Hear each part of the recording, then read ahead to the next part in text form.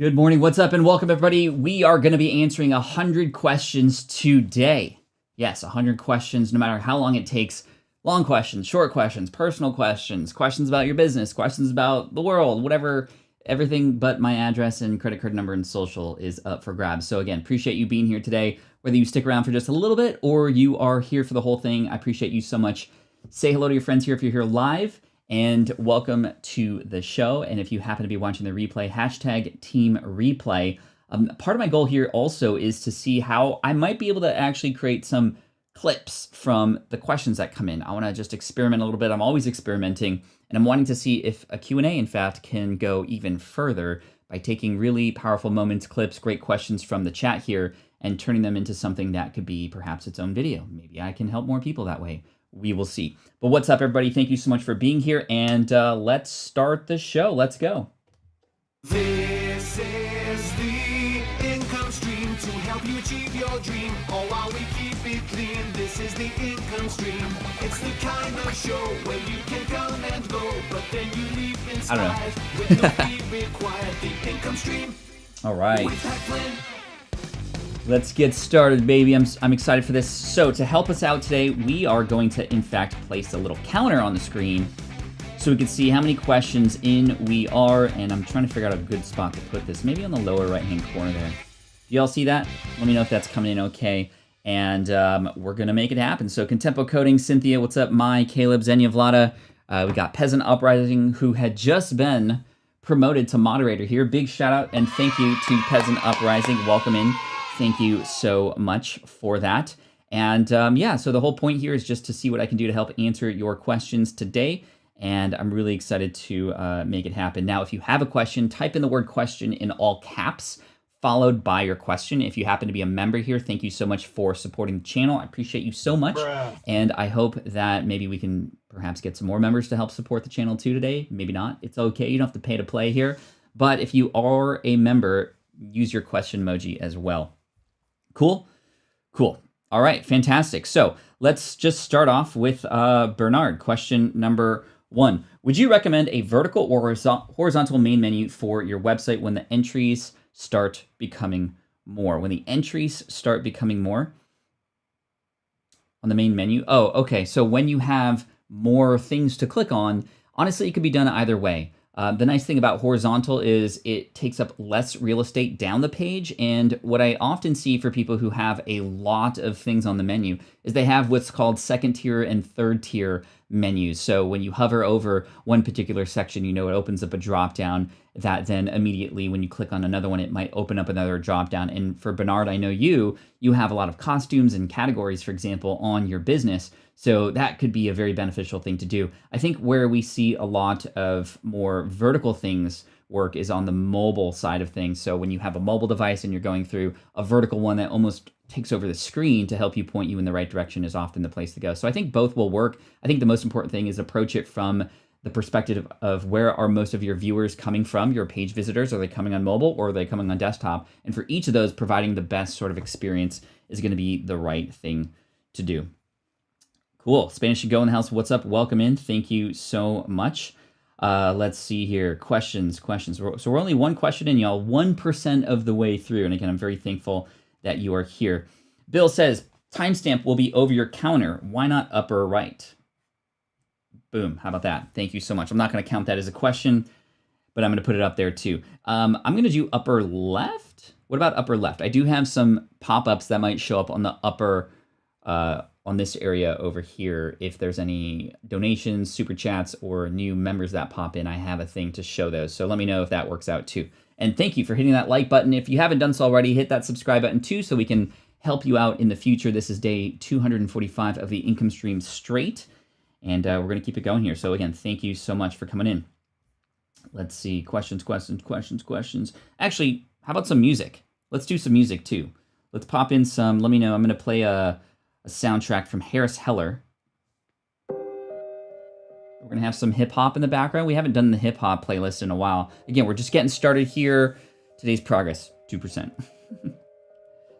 All right, the volume should be good. And this is thanks to Hare, who is a YouTuber / Twitch streamer who has created these playlists for us streamers to just play in the background with completely royalty-free music, which is really awesome. All right. Question. My first novel hit #1 on Amazon. Congratulations, that's super dope. My second novel is done. Do you suggest a pre-order using Facebook ads or launch organically? So a pre-order is really interesting. You know, pre-orders on Amazon aren't actually very, very simple to do. I'm gonna turn this down because we're getting messages come in. So a pre-order is tough to do on Amazon unless you are working through a traditional publisher. Now, I don't know if you're doing traditional or self-published, but a pre-order on Amazon would mean that the sales page on Amazon would have to be live and then having the date for later. And it's very difficult to do in terms of my experience with it. Maybe things have changed and have gotten a little bit easier, but I hope that's the case. But if not, you might benefit from just having a lot of noise happen. And maybe instead of a quote unquote pre-order, you have, oh my gosh, I'm sorry. Turn off that. Yo, David, thank you so much for the super chat. I appreciate you so much. Ooh, there's a Christmas track from Hare's Heller. That's pretty cool. So I think that creating a wait list and giving people early access to things, giving them a reason to sort of get access to it early. Maybe they get some behind the scenes, maybe they get access to a particular story or part of a chapter early. And then of course, now they're in it with you. You can let them know and keep them posted on and before the release date. And then of course, you just want to make a lot of noise on the day that your book comes out. I'd highly recommend for book marketing purposes to check out all the book writing and book marketing stuff that's on smartpassiveincome.com. Just go to smartpassiveincome.com, type in book marketing, and you'll see a number of podcast episodes and articles written to help you get more get more love when that book comes out. And yo, good luck to you. Well done. All right, Deeper States of Mind and Wellness says, Pat, I've followed you for years. I've had to choose brick and mortar. What do you recommend for a booking system that also has my clients in a database? Not sure if this is a dumb question. Definitely not a dumb question. Sorry for just trying to turn off notifications here. I have those off. Anyway, so a booking system, you need what's called a CRM, or a customer relationship management tool. And this is something that would then allow you to better manage that relationship. And that's really what it's about. Also, booking, booking is something that is essentially a sale for an opportunity, a time, a place, or an event that might happen. And if you are going brick and mortar and you're looking for something to book, you might even benefit from just some of the online tools that we might have.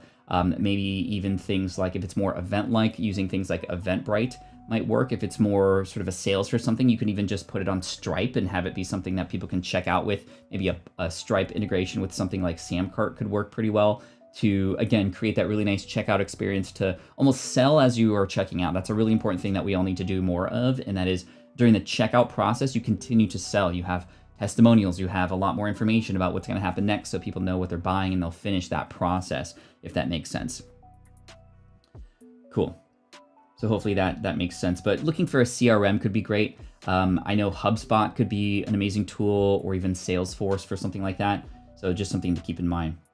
Cigar says, please tell steps for earning online via affiliate marketing or digital marketing. I am confused. So affiliate marketing is this idea of recommending a product that's not yours, another company, another person. It could be any kind of product. And if they have an affiliate program, you can make a commission. Essentially, you make money from that company, not any extra additional cost for the customer. It's essentially a thank you, a commission for sending new customers their way. Now, I have a lot of information about affiliate marketing. We've had complete days on the income stream about affiliate marketing, but generally speaking, here is your job. Make the lives of your audience, your target audience, much easier by sifting through and finding throughout all the noise that's out there, the best products that you can recommend to them. And then the best way to market that is, in my opinion, having some sort of video and or blog post, maybe both working in cohesion with each other, that would then reveal why this thing is important, how it has helped you, how it's helped others, and essentially selling them on the idea that this thing will benefit them. Now, the big mistake a lot of people make when it comes to affiliate marketing is they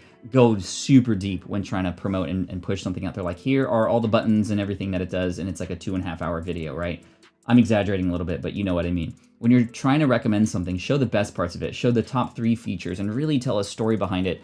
And if a person can connect with that story and understand clearly why this thing will help them, they're gonna go through your link. One additional thing you can do is provide additional value by offering quick start guides or bonuses, or at least even showing people the insides of that software before you get access to it, and that could work really well too. Question, what is the SPI breakdown of purchases desktop versus mobile? For purchases, it's about 60-65%. The last time I saw this was about mid-year, so maybe things have changed since COVID and whatnot because people are at home now, and maybe there's more people on desktop versus mobile because we're not out as much. But the last time I saw, it's about 68% purchases on desktop versus mobile. Now, that's going to be for me specifically, and I think that may or may not be relevant to you. Obviously, it depends on your audience and where they're at and what they're doing. Anybody who wants to learn a webinar most likely is learning and are on their desk and at home, and more likely an entrepreneur who is working from home.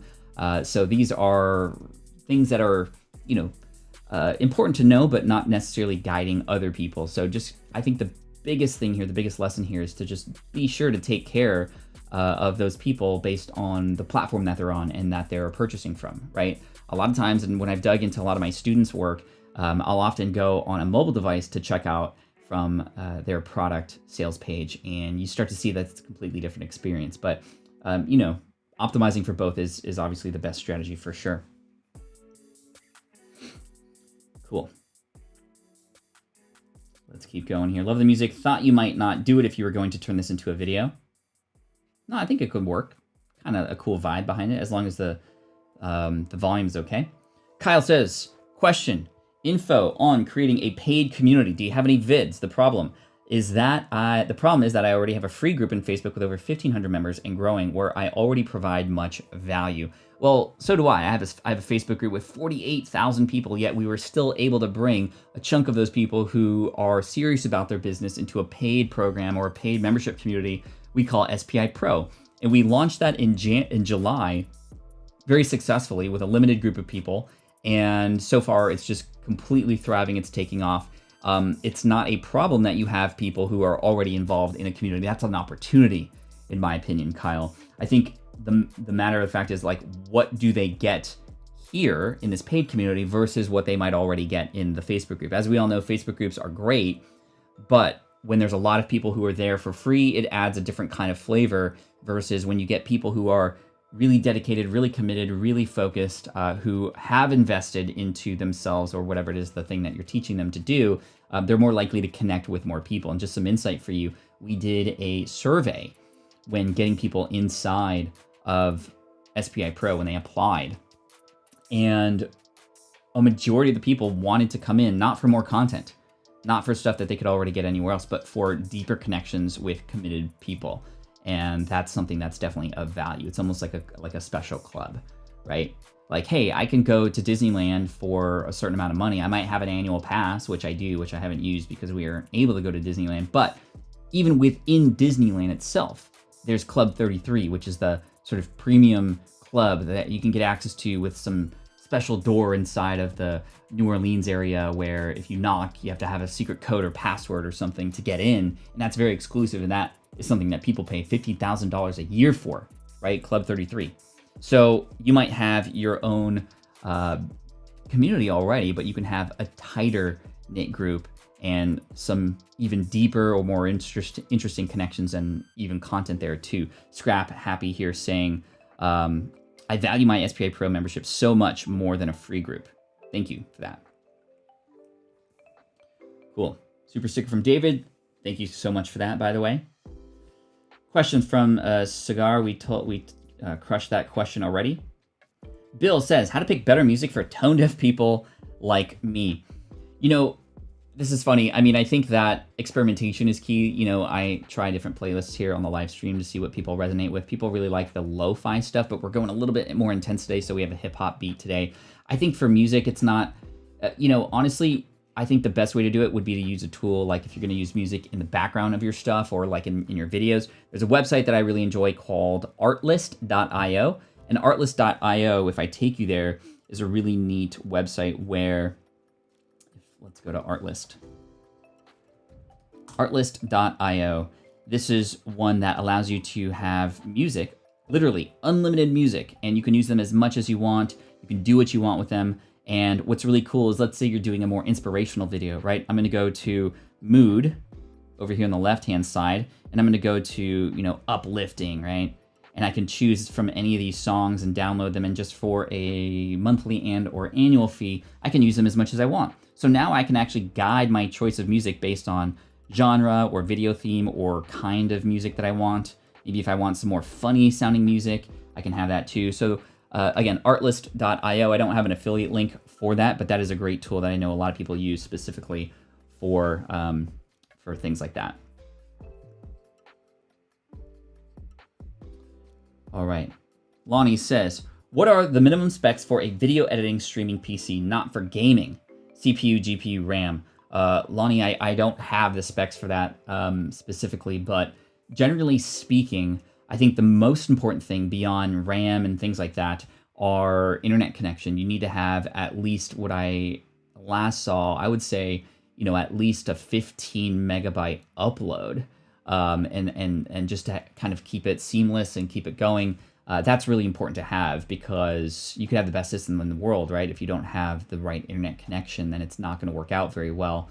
I will say that it does provide a load. I noticed that when my computer is streaming, the fans definitely turn on. It is using some stuff. So if anybody in the chat has some more information on sort of minimum requirements, that is something that would be useful, I think, for the chat and Lonnie specifically to know.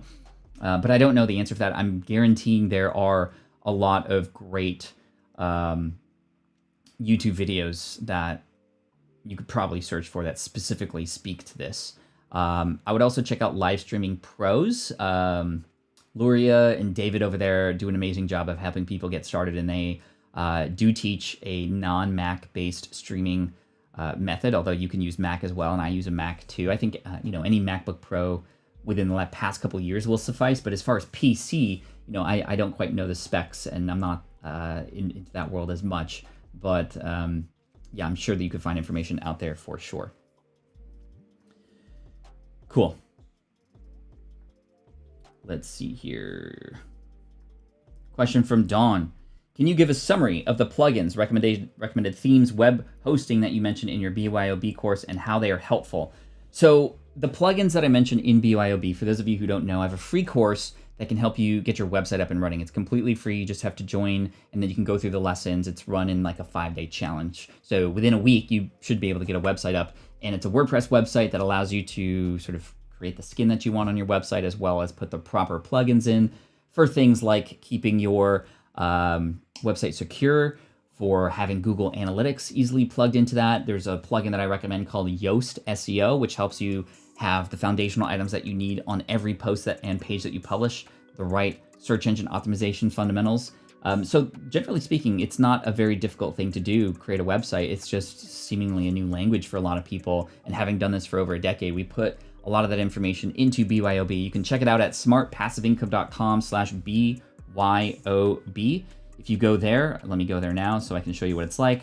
That's going to be smartpassiveincome.com/BYOB for bring your own, it's build your own brand. This will take you to the course, and it'll walk you through what you can do to get started. Back-end essentials, front-end essentials, social media, setting yourself up for success. So it's definitely more than just like how to build a website. It's like your entire brand. But here are some of the necessary plugins, Google Search Console, all those kinds of things too. So hopefully this is helpful. But yeah, I mean, generally speaking, it's better to, less is more, right? So those are the foundational plugins. And then, of course, depending on what you want to try to do, you could add additional plugins to help you on your website for various things. But you got to be careful. The more plugins you add, the more security holes that you might enter into the process, as well as just the slower your website can be. So you really got to be careful. Authentic says, who designed your t-shirt, Pat? Somebody named Dustin, who was on my team a while back. He created a lot of the artwork for a lot of what you see on the website right now. And he's really great. And yeah, he designed the website. I like the Ask Pat shirt because if you look up closely, I don't know if you'd be able to see up closely. Let me see if I can. If you look up closely, the Pat is made up of a bunch of different little symbols. And of course, Ask Pat, my show, which you're more than welcome to check out. It's a podcast at askpat.com. We tackle all kinds of topics, and I coach people on the podcast. And you hear a coaching call, you hear the questions I ask, you see the things that we discover together, and then we're able to help people out in that way, which is really cool. Sweet. Again, thank you for coming in today. I appreciate you. If you haven't yet done so, please subscribe to the channel. I appreciate you, and let's keep it going. Let's see here.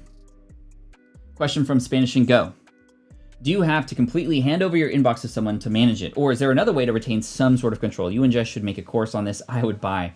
Thank you, Spanish and Go. And I know that since your brand has become even more popular, likely you're getting more and more inquiries, more people asking for your time. It can become something that can absolutely drown you. When we first started, it wasn't a complete handover. In fact, what happened was, first of all, we declared email bankruptcy because we were 10,000 unread emails plus, which was just insane. And there was no way I was going to catch up with that. So we just had to sort of bite the bullet and dive in and just go, you know what, we messed up, let's start over. And so we declared email bankruptcy. But after that, for a while, what happened was we created different folders, right? Different categories, such that when emails came in, if they were emails that were seemingly just not that urgent, they would go into the non-urgent bucket. And if there were emails that Jess could answer on her own, then she would answer them on her own. But the ones that were urgent that did require my answer got put into the urgent folder. And she would just know up front whether or not they were urgent or not, or like it would be seemingly urgent. And of course, over time, she started to learn what worked and what didn't. But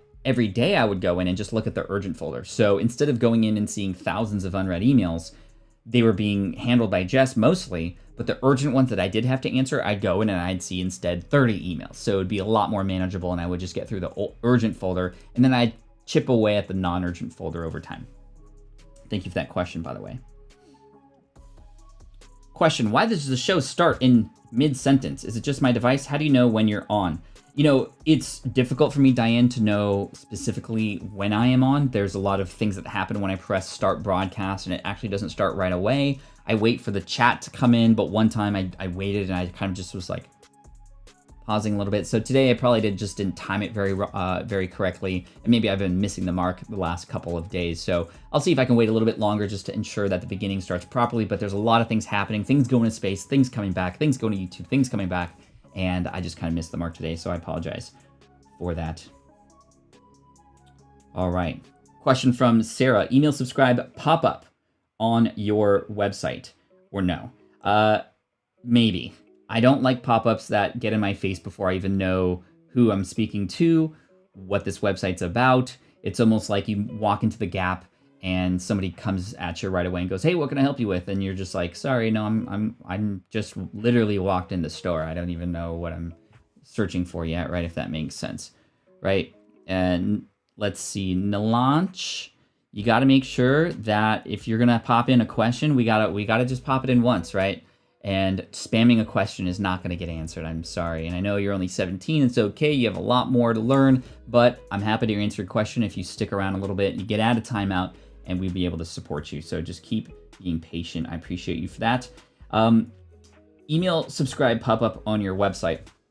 It works in some cases. I like the ones that sort of slide in from the bottom that aren't so sort of invasive. And I like them to not pop up right away. You got to remember, people are on your website likely from a link on another site or a search term that they found on Google, and that's what they're looking for. They don't want a thing right now. You want to serve them. You want to go on a date first before you ask them to marry you, right? So let's first have some value shared in some way. And in many of these pop-up tools, you are able to share a pop-up after a certain amount of time, and that's to me much better.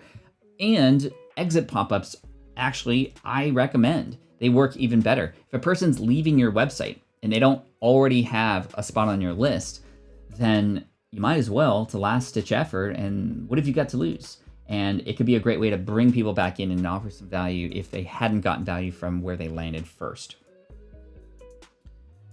All right, Consult the Blind Guy says, how many lead magnets should we have to drive people to our email list? I would start with one, right? I would start with one for sure, and just the main one, right? But you can have as many as you'd like. I would say 3 to 5 ultimately, based on different sub niches that you have, would be preferable. And that way, maybe you write a blog post and it's specifically for that group of people who you know this lead magnet would be built specifically for. Then you can bring them in, and you can even bring them on a further journey and nurture them specifically about that particular topic, and then even drive them into something that might be a course or offering or some recommendation, affiliate product, etc. And then you might have a separate lead magnet that's going to tackle a very important problem rather quickly, give them a quick win about something completely different and take them on a very similar journey too. So that's just something to keep in mind. But ideally, if you're just starting from scratch, like get the one lead magnet that would be super valuable to start with, and then you can go from there. EJ says, do you have any recommendations for an easy video editor that I can use on my phone and PC? Currently, I'm using KineMaster, but trying to edit on phone is hard. Yeah, editing on a phone is hard for sure. I think that, you know, there are some tools that I've used on my phone before. I don't know what you're using these editing tools for. If they're more for social media clips and TikToks and Reels and stuff, then yeah, I think that makes sense. But if you're gonna edit a video and put music behind it and or wanna get some text on the screen, I would definitely recommend editing on a desktop or PC. And as far as that's concerned, I'm really enjoying Camtasia Studios on PC and ScreenFlow for Mac. Rather cheaper and very powerful tools. They don't have all the bells and whistles like an Adobe product would, but an Adobe product would typically confuse most people, and it still confuses me to this day sometimes, like Adobe Premiere, Final Cut Pro, and whatnot. There are some good apps that I've seen before. I think there's Adobe Rush is one that might make sense for you, and that is one that would, in fact, integrate with your PC and any other tools that you might have there. But I think Adobe Rush works, and I use Video Shop as well. Video Shop is an app I use to edit on my mobile device too. Cool. Bill says, when are you going to make the Idiot's Guide to Following Pat Flynn YouTube? Actually, you do a great job telling us all. Some need Dummy's Guide to Pat Flynn questions. I'm not sure, Bill. I mean, this question, I don't know if you mean for people who haven't yet followed me or just to help people on YouTube. I don't know. I'm just doing my best here to serve in any kind of way that I can on the website at smartpassiveincome.com, on the podcast, here on the YouTube channel. Really excited for some plans I have for next year to grow this YouTube channel, specifically with more pre-recorded videos. I am loving the lives. Don't worry, they're not going to stop. But after one full year, we're at 245 today.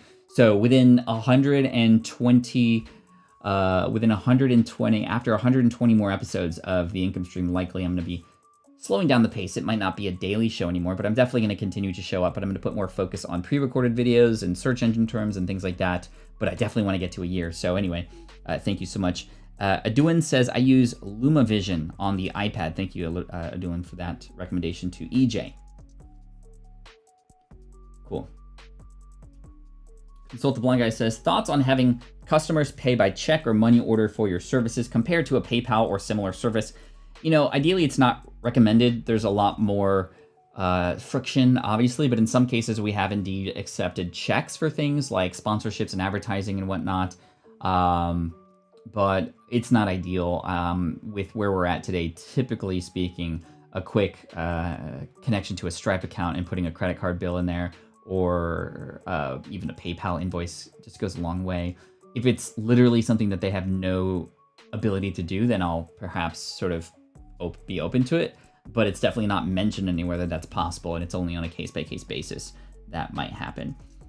Maya says, do I have an affiliate link for Camtasia? No, I do not, but thank you for asking, and again, just to reiterate, I appreciate you so much for wanting to support, but I don't have an affiliate link for Camtasia currently, and that's okay, but Camtasia Studios for PC or ScreenFlow for Mac would be ideal for editing on your desktop if you don't want to spend a ton of money and a lot of time on some higher level, more advanced stuff.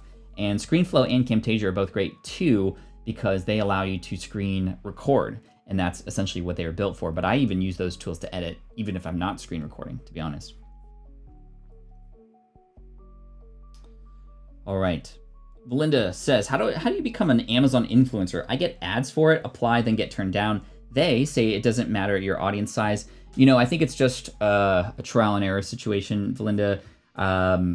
They definitely want influencers to be people who have large audiences, and it's likely just more of a casting a wide net play. And then, yes, I know it just is inconvenient, but they don't really care, unfortunately. They just want to find the top influencers in the sea of many people who are out there. So I apologize that's happening. But yeah, I think it's more of a qualification based on audience size, even though they don't say that. They want more applicants to see who they can work with. And, you know, that's just a bummer. But, you know, honestly, there's probably other companies that you could have better relationships with that would treat you better, that would pay you more if you go out and find them. Sam says, I've recorded 20 episodes of my new podcast. I am going to publish 15 episodes for the first 3 weeks and then 1 episode per week after that. Is that your suggestion or thoughts? I mean, typically speaking, you're doing the right thing. Publish a lot more in the beginning to give more people to listen to. It's almost like if you were to provide a set at a stage show, like you're a musician, just playing one song is not going to be enough. You need to have a few songs for people to listen to get excited about.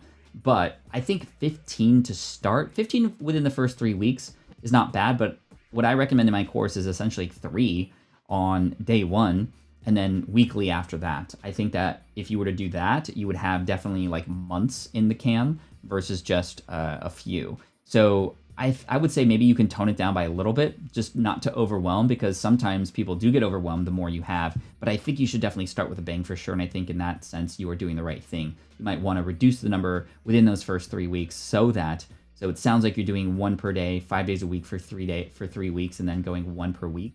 I would say let's do 3 to 5 on the first day, maybe 2 episodes the next week, and then bring it down to 1, and then just have that pattern after that, right? If that makes sense. All right, let's make sure the music's still playing, by the way. Okay, it is still music. It is still playing. Cool. Let's see. Question from Cynthia. What platform do you recommend in emailing different levels of followers in the funnel? i.e. has open email, not bot, or bot first time you're selling a second product. So I use ConvertKit to do things like that. You can easily segment your audience using ConvertKit. That's essentially why I've gotten so behind it, why I'm an affiliate for it, and also an advisor for the company. We do the same thing. We can do to the level of who has clicked on what and who has not clicked on what, and how to send different messages to them, who has attended the webinars, who has not attended the webinars, and sending different messages to them, and even automating that process, which is really cool. And when you can collect different interests, people here, like let's say if you're a photographer, you can mark who has a Canon camera and who has a Nikon camera. So then when you get a coupon for Canon, hey, I'm just going to send that to the Canon people because the Nikon people wouldn't even need that, right? So there's some really interesting things you can do with that. And I use ConvertKit. What's up, Sam? What's up, Bernard? Miss Boyce, welcome in. Thanks so much for coming in. There isn't a licensing issue with Harris Heller's music. It is already pre-cleared with YouTube. Indeed. All right. Scrolling down. I see a lot of questions coming in. This is awesome. Angela, question. Could you post the question link to the royalty-free music, and may I use it when I live stream my metalsmithing classes? So Harris Heller, if you just look up Harris Heller Stream Beats, make sure it's his playlist. I believe he also has the playlists on Spotify, but it's all cleared, royalty-free. He's not going to ever get on anybody for that, and he's made that very well known. So Harris Heller, he's super cool. Xenia and Vlada, how to find the mission purpose out of which you will create a business later on. I think this definitely is a result of just a lot of internal conversations that you want to have with yourself and your friends, your partners, your people who are close to you, to both consider where do you want to go? Where do you want to go in 5 years? What do you want your legacy to be? What do you want to be remembered for? Right? And I think that this conversation is a very personal one, obviously, so I definitely can't answer for you what your mission will be, but I would just want to ask you what's important to you, what's meaningful to you, what might you want to tell your kids down the road that you're known for? If you were to have a biography written about you, what would you want to be in that biography, and what do you want people to talk about after you pass, right? Like that's kind of where mission and value comes from, in my opinion, and also the impact that you want to make on others and people in this world in your own special way. So how do you find it? I think it takes exploration. I think it takes putting yourself out there. I think it takes conversation, and then through that, just being conscious of this exploration, you can then start to find and see where your heart lies and where your passion lives. Gabriella says, best recommendations for Windows laptops or PCs. I want to test out other options for editing 4K video outside of Mac due to budget. I'm finding I can get similar specs to Windows for 1K less. Definitely. What's up, Joel D? Haven't seen me in a while. Probably haven't seen this beard. Yes, it is the real Pat Flynn under this thing. I appreciate you being here. But to answer Gabriella's question, you can definitely get a PC and a Windows laptop or computer for much cheaper than a MacBook for sure. And these things are very powerful these days. Even like Surfaces are very powerful. You know, Microsoft Surfaces or Surface Pros, at least. I've found many people do some great things on that too. Very much like an iPad, but much more economical for sure. So again, it's going to be really up to you. What I would do is sort of go to like a Best Buy or do some research and find people. There's a lot of great channels. Linus Tech Tips, for example, is a great channel that talks very deeply about computing and PCs and laptops and which ones work and which ones aren't so great. There's a lot of great stuff out there. I think that anything that's sort of coming out as of late is going to be great enough for a lot of the things that you want to do. And also, specifically, if you're going to be editing 4K videos, you want to definitely make sure it has a lot of good RAM and memory so that it can, it can do that. And plus, if you're going to be doing a lot of video editing, you want to make sure that a lot of those files are hosted or are in fact put into an external storage thing. So Lacie, L-A-C-I-E, has some really good external storage devices that you can have that can work in sync with your computer, so that actually a lot of the hard work is being done and storage is being put onto that external device versus on your computer itself. And again, I'm not so great at the tech stuff myself, but that can hopefully give you a good start. Also, JZ2 on YouTube, says Bernard. Thank you so much. Question from GTO. Do you have a resource that you could suggest that might guide us in choosing colors for our posts, channels, and thumbnails, finding complementary color streams to match moods, etc.? So, I think that color schemes are interesting. Having complementary colors. There's a lot of websites. In fact, I think there's even one from Adobe, right? I think, let me see if I can go to a website. Adobe Color Picker tool. A color wheel, palette generator. color.adobe.com, right? So color.adobe.com is a free place where you can go to sort of like check out different brand colors. So when I move this, you're gonna notice that these things sort of like move in concert with each other and allow for specific complementary colors to be shown. Now, I have no idea what I'm doing specifically, but using like triads can work. And now if you'll notice, like there's just like an array of colors here that can often very nicely sort of work with each other, if that makes sense. And if I move these, like other things move based on mathematics, based on visual complementary related things. Again, that would be a fun thing to explore and just kind of like move things around until you get to one that you're like, wow, that's actually really cool. Dustin, good to see you here. Thank you so much for coming in. I appreciate you. It's very low. I can put the music up just a little bit more if you need. Let's see. Bill says, I noticed that in a thread, people posting links to their videos that YouTube put a clickable link picture with clipped thumbnail. Thoughts and recommendations. So Facebook, I noticed that in a thread, people posting links to their videos. So yeah, when you post a link to YouTube, it'll often have like an embed feature where it'll show a thumbnail automatically. That's just based on, I forget what it's called, but that's just built into when sharing YouTube. I think social graph is what it's called. But ideally, you don't want to, if you have your own communities or groups on Facebook or a page, you don't want to link to a YouTube video. In a comment is fine because the comment is going to be seen the same amount of times as people see the original post. But if you are creating content on Facebook and it's video, you want to have it be native, meaning you're uploading directly and into Facebook, or you are streaming on Facebook and you're doing it directly there. That's just going to get way more reach. But in a comment, yeah, I think that's fine and it's pretty cool. And it just automatically pulls the thumbnail and it's not going to be perfectly sized. I noticed that when I do that on Twitter, I pop in a YouTube link, it does show a little clip with a play button, and it does extract the title and the description as well a little bit, but in general, it doesn't actually get a perfect size thumbnail on social media, but it still does a better job of just like having the link on its own, right? If that makes sense. All right, we're about a quarter of the way through. We're 30 minutes in, which means we're gonna go for about 2 hours here if we're going at the same pace. Some of these questions are gonna be a lot shorter, some of them are gonna be about a lot longer. I appreciate you being here today. And if you have a question, pop it into the chat. I'm gonna get to them as much as I can. I might just, honestly, I am backed up, I've noticed. So I'm in the chat here and I see questions from, minutes ago versus questions that are being asked now. And it's gonna be, this is completely random, right? So instead of going in order, I'm just gonna go. And then, of course, if you have some questions that maybe I passed, you're more than welcome to ask them again. Just don't like spam or ask back to back to back again. And appreciate and big thank you to the moderators that are here to keep the chat sane, if you will. Angela says, question, could you help with Ecamm? How can I learn how to live stream my metalsmithing classes with it? Is there a class? I, in fact, have a video on YouTube. If you look up Ecamm Pat Flynn, you'll find a video that'll actually show you quite simply how to get it up and running. But yes, you can totally use Ecamm. Ecamm is just a software that you can use that will then bring your cameras and other things into the mix so that you can then stream on YouTube or stream on Facebook or stream on other places too. So it could work for sure. Cynthia says, what platform do you recommend in emailing? Oh, we talked about that already. All right, I'm gonna scroll down just so I can catch up a little bit. We answered this question a while back. I think it was question 22 for Cynthia. Let's see. Bill says, do you think we should adjust thumbnails is what I was driving at.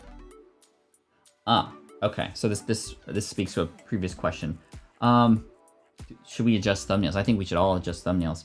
Again, I don't know, I forget perhaps the beginning part of your question, Bill, but do you think we should adjust thumbnails all the time? We should always do a better job of optimizing thumbnails. That's what yesterday's income stream was all about, right? So, all right, let's see here. Question from Will. Got a niche one for you. I'm building out my podcast launch strategy. Heard from many to upload 3 at the beginning for new and noteworthy. You want to upload 3 at the beginning for people because people are going to come, you're going to build a lot of hype, and then just having 1 episode there is not going to do the job. You want as many downloads, reviews, ratings, subscriptions as much as possible in that first week. That's going to give you the best launching process. And new and noteworthy, if it happens, it's a bonus. It's something that was guaranteed back when I started podcasting. Now it's not guaranteed, and we don't know even why people get in there and why other people don't. Just do your best, shoot for it, and when you have 3 episodes on launch day, it's really neat because some people might enjoy episode 3 and that might entice them more to click play, and then they're going to go 3-2-1 or 2-3-1 or 2-1-3 or what have you. People don't always want to listen to the introductory episode first, and you can tackle different kinds of things that can potentially get people interested, right?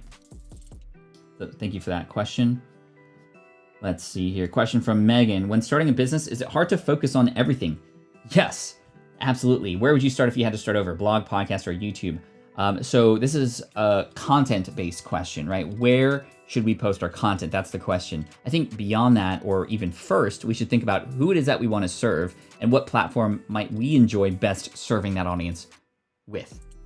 So maybe it's a particular kind of niche or market that you would imagine that YouTube, and you're okay and comfortable getting on video, would be the best platform. Maybe it's one that would benefit from a lot of storytelling and interviews and uncovering a lot of things that might happen in this space, in which case a podcast might be great, or a blog, or a combination thereof. I think that before we get into where should we start, it should be who should we start for, right? Who are we trying to serve out there? And we might not know the exact answer, but you have to pick something, because just creating a website for everybody, guess what? You're going to serve nobody. So let's start there and then jump on a platform that both mixes where they're at or where they might need the most help, plus or mix with what are you excited about? Where might you think you'd be able to show up best, right? That's how I would approach it.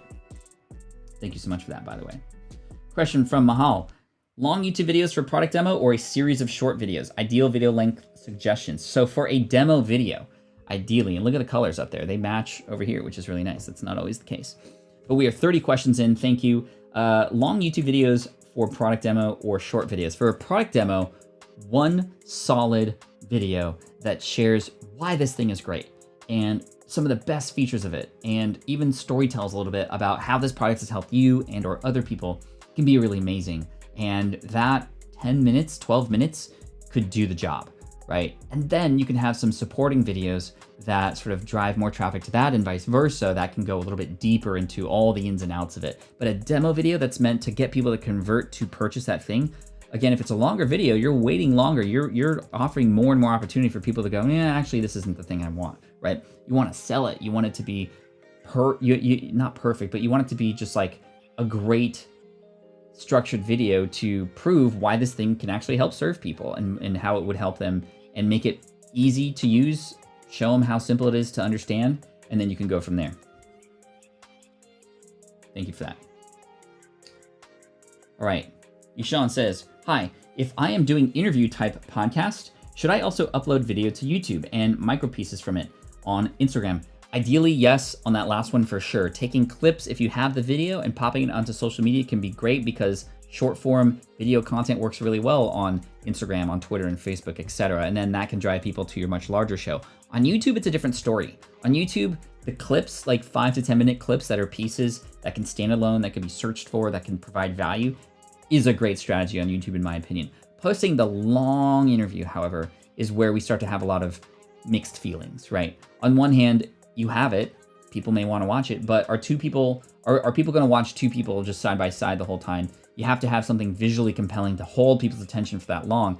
In many cases, it can actually work against you, because if people show up and they find it and then they're just not getting what they want right away, or they're just bored, or they leave right away, you're actually sending signals to YouTube that your videos aren't worth showing anymore because people aren't sticking around, which is why the shorter form clips work better. I have an entire workshop that was actually done called Video Podcasting Playbook, and that's kind of the strategy that I recommend, is using longer clips still, but ones that could stand alone, post them on YouTube, and then drive traffic to your audio show, which is where the long forms thing is, if that makes sense. All right. The Nordic Hunter. I'm not completely happy with my name and logo. Should I start my business anyway and worry about it later, or keep stalling until I'm happy with the name and look? I need money fast. Well, what's going to get you money? Getting the perfect name and logo, or actually going out there and serving people and building a business? I think you know what the answer is, and you just need permission, right? So I give you permission to just keep going. You can always change the name later, right? You can always change the look of it later. The truth is, you're serving nobody by waiting, and it's likely, and this is very common, I'm not saying this is you specifically, but it's a very common excuse that people make for themselves to go, well, the thing doesn't look right yet, or the website's not completely finished, so I'll just wait. When really you're just maybe a little bit scared or nervous, or you're worried about the next step, which is actually putting yourself out there and getting a bunch of no's until you get that yes and that client. So I would say just go. You can always perfect it later, and in fact, it might even evolve or change from what you think it should be based on who you work with and what you discover. Let's see. Ryan says, what are your thoughts about using FilmLick for an app on your phones for videos? I have not used FilmLick. That's an interesting name. FilmLick? FilmLick. Lick a film. I'm not exactly sure, to be honest, but I have not used it. I have not heard about Ryan, so I apologize. I don't have any information about that. But if anybody can get some help for Ryan on FilmLick, I would say that, honestly, with all these apps that are out there, get one that allows you to get that end result the way you want it efficiently. And that whatever app that is, that's the answer. It might take some exploration for sure. All right, chat, we are about 45 minutes in. Thank you so much again for being here. Everybody who's here, thank you. If you'd like to share this on social and get more people to show up, the more questions, the merrier. And I'm just really excited that we are available today. And I have, we're 33% of the way in. So I'm going to do a quick stretch. I like this countdown. I like this ticker, by the way, over here. It's pretty cool to see. I'm also going to, not sponsored, not also sitting properly, recommend this for anybody who does a lot of talking, podcasting, or speaking. This is called Entertainer's Secret. And Entertainer's Secret is just a natural spray for throat relief. This has saved my life so many times. And I'm not feeling it right now, but I'm just using it as a precautionary tale. But I've saved myself with this on stage, while podcasting, and speaking, and being at events. Especially at those events where you go and you're like in a lounge with loud music and you're trying to talk over everybody. That's where most people lose their voice. So let's do a little... Hey, ladies. Okay. We're back. Andy says, how would you batch 3 videos of 18 minutes each in one day? What would be your process? So how would I batch 3 videos? Batch edit them? Batch film them? If I'm batch editing them, I would do probably... So if they're 18 minutes each, I can imagine maybe spending an hour on each, and I would have an hour here dedicated to one video to try to get that done. And I would have a little reward for myself on the other end, a lunch or a walk or something like that. Then I would have another hour dedicated to video number 2, and then another hour video to number 3. And I would not have them back to back to back, right? Batch processing still is important. I'm batching in my day, but I'm taking breaks in between. This is very similar to, the Pomodoro technique, where you go 25 minutes on, 5 minutes off, 25 minutes on, 5 minutes off. And this is, when you do the wide shot, it's almost too quiet. Here, let me see.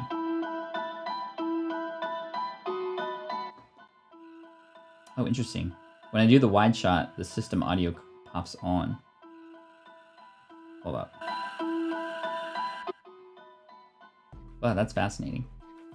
Okay, anyway. Sorry. But to go back to Andy's question, you know, I would have it all, like, batch processing doesn't mean 12 hours straight of something, right?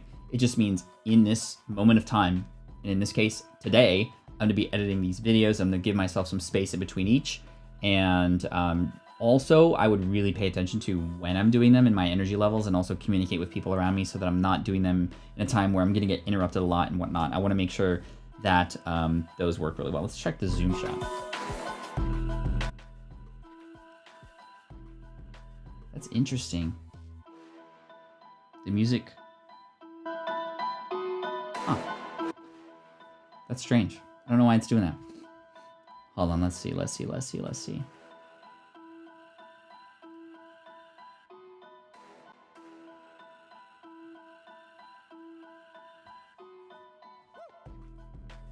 Check, mic check.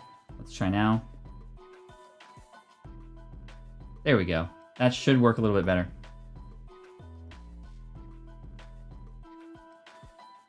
Let's try this. Okay, I think this should be better now. I don't know. We'll see. Let's keep going here. All right, more questions. There we go. See, you ask once, you get it. We're learning together. Cool.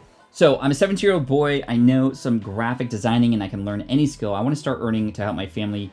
Please give me some tips. So graphic design, great. What's really cool is a lot of people need graphic design help. That's something that's definitely not going away. The hardest thing to do is just go, hey, everybody, I do graphic design. Whoever you are, whatever you do, I'm here to help you, right? That's hard because people don't know if you can actually do something for them specifically versus being like, hey, I help YouTubers create thumbnails.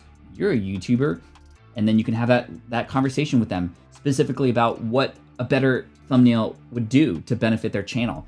And then you can even pro bono, maybe even do this as a service for some people just to kind of get your name out there and prove yourself so that when you go to somebody to pitch to start making money and say, hey, YouTuber, for $1,000 a month, I'm going to make all your YouTube videos for your daily show or something like that, right? And you go, okay, well, I mean, who have you worked with before? Oh, I helped this person. You don't have to say I helped them for free. You just have proven yourself now. So I would niche down and get very specific. Maybe you're helping authors with their books. Maybe you're helping people in the fitness space make them look great on their website, right? I would niche down, and that's where I would start. And then what's nice about niching down like that is not only will you become known in that space and be potentially spread around versus via referrals and whatnot, because a lot of those groups come together. But speaking of come together, they all hang out in the same place. So you'd be able to better find those people too, if that makes sense.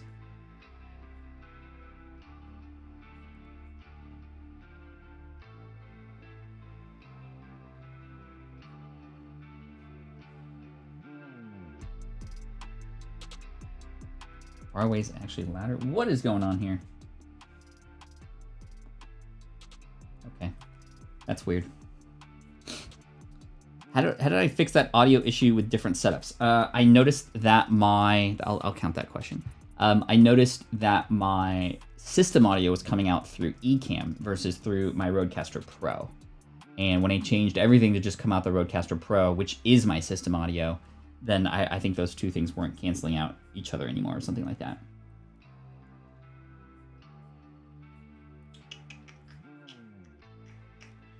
Would it be a morning stream without some sort of tech issue? Definitely not, for sure. Daniela says, what's the best way to promote, market a podcast on your own website?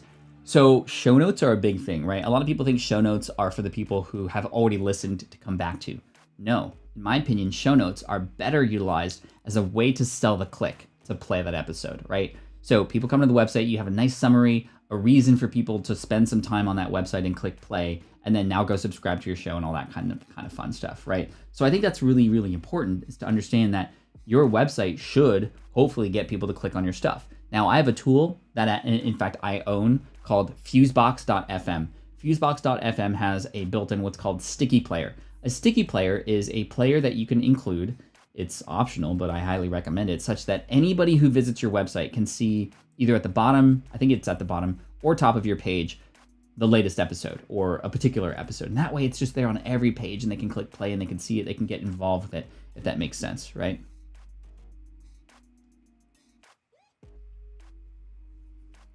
So hopefully that makes sense, Daniela. All right, Bill says, can we change back to original music? Yeah, well, let's change it up. We're already maybe close to halfway through. We're getting close to halfway through. Let's change it up. I don't mind changing it up. Let's go back to, so we got the hip hop music to start with. Let's do Hare stream beats. I'm gonna look up Hare here again. And we're gonna go lo-fi. I like the lo-fi too. Let's have a chill middle, and then we're gonna do some we're gonna change it up at the end. How about that? Cool? Cool.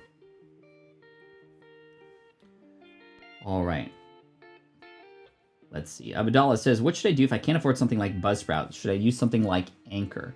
So Buzzsprout is not a huge investment, especially in the podcasting space where you might need to also invest in some other things. So I completely understand where this question is coming from. I'm not like, hey, you can't afford $10 a month. I know there's some people who need every dollar, and that's okay. So if that's the case, then definitely Anchor for sure. Let's definitely get on Anchor, because at least it's something, right? I still hesitate using Anchor, but it's better than nothing. I hesitate because it's free, and because free things eventually need to make money somehow, and that's where often our control over our content or our audience goes away, right? Like on Facebook and Instagram and YouTube, we've lost control of how we can reach our audiences, and the algorithms and other things, pay to play becomes a process. And when you own your own stuff, you own your own stuff on Buzzsprout, and it just works much better. And plus, you're also paying for access to a team of people to help you, and it has all the latest and greatest tools, and you're supporting this company as well. Plus, the other thing I will say is if you could pay $10 a month to invest in your own podcast, you're likely and more able to, because mentally you're like, hey, I have skin in the game now. You're going to be more likely to take action and want to actually get results from this thing, because you need to get results. So this is why 90% of the podcasts on Anchor have stopped producing podcasts, because it's free. People try it and they don't go anywhere with it. Versus people who are on Buzzsprout, I guarantee you it's more on the majority side. People who are in Buzzsprout are actually dedicated to their podcast and investing in it, if that makes sense, right? So great question. Thank you. All right. Ooh, what's the name of this track? Says Save Like a Bear. This track is called, what is this? Ambient Gold. Ambient Gold. There we go. Scrap Happy. I'm very happy with Buzzsprout. I like how easy the audio clips are to make, and sharing the episodes to my website is easy. Well thought out. Thank you. Sarah says, yep, free services are good to start with, but I'm finding that as I grow, it's worth investing in services for sure. Cool.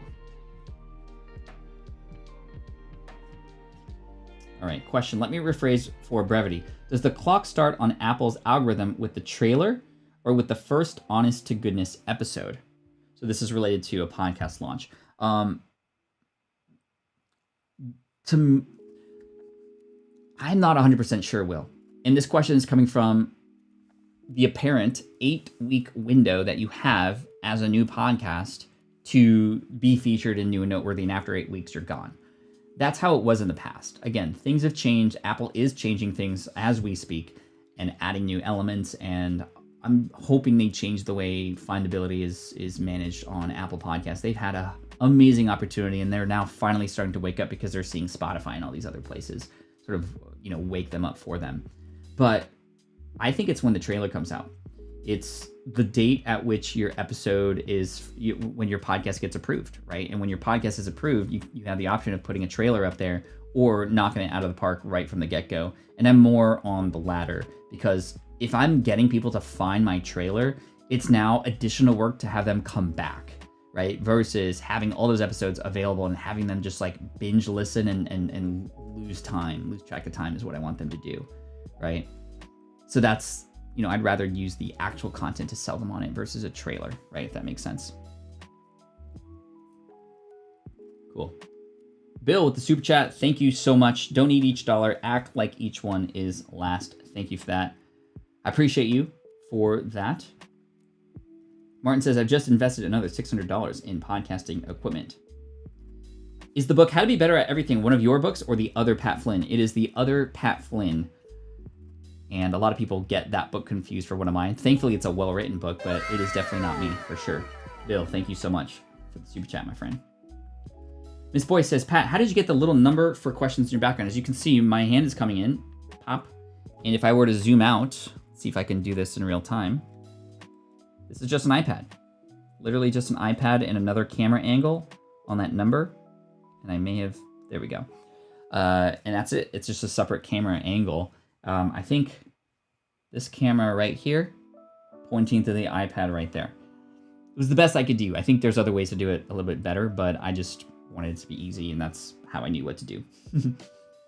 Gabriella says, when leaving reviews for podcast episodes, Stitcher and Spotify made it difficult for me, and I had to go into Apple to leave a review. Is this deterrent for those who won't list through Apple? Spotify doesn't have a review area yet, as does Google Podcasts and others. Right now, it's really just Apple Podcasts that you want to drive podcast reviews for. And if you're asking for reviews, ask for it on Apple Reviews right now. There's definitely one on Stitcher as well, but again, less and less people are listening on Stitcher. But I would say, yeah, Apple Podcasts is where it's at. That's where we want the reviews. And yeah, even if you'd want to say like, hey, even if you don't listen on Apple, a review on Apple Podcasts would be extremely helpful.